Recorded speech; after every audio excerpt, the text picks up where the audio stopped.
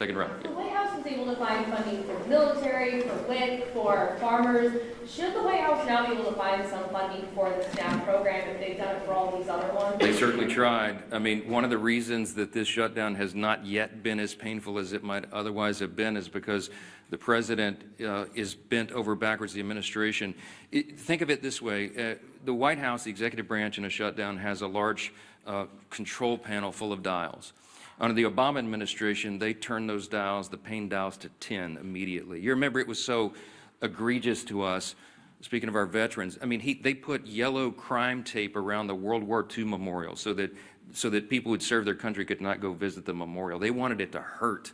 The Democrats have shown, and they've said in their own words, this is leverage. It gets better for them every day. They don't mind inflicting pain on the American people if they can somehow get some sort of political points out of it. The Republican Party is the opposite.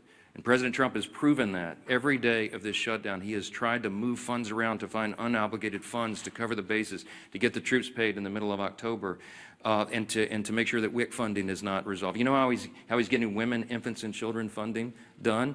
They did some very creative legal research I've quite admired. They found a statute in the 1930s that they could use to say that some of the tariff revenue could be used to cover nutrition because so much of that was transported over the border. So they've done some creative, amazing things to mitigate, to lessen the pain as much as possible. We've been out all over the country, all these Republicans. I mean, Craig Goldman flew in here to do this press conference with us, but he's been in Texas serving his constituents. Stephanie Bice been in Oklahoma. Harriet Hageman's been out west. You got Burgess Owens out in Utah. They've been serving their constituents, and August Pfluger, but they came in to help us articulate what's going on. All that effort has mitigated the pain, but we're running out of the resources. We want to fund SNAP, but they did the legal research, and they could not find a 1930s-era statute to bootstrap that one.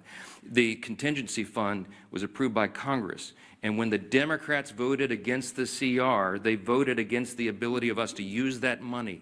And so 42 million people are going to suffer because they're playing political games. There's nothing, the White House has run out of it. They have all the pain dials turned back to just a 0 or a 1 as best they can. But when you're out of resources, they go all the way up. And it's out of their hands. It's out of our hands, and that's why we're so frustrated. You don't see the happy warrior Steve Scalise pound the podium very often. But we're angry about this. We're frustrated. We should be, because it's wrong for the people, and all of you should be angry about it as well. And I know many of you are. Yeah, right.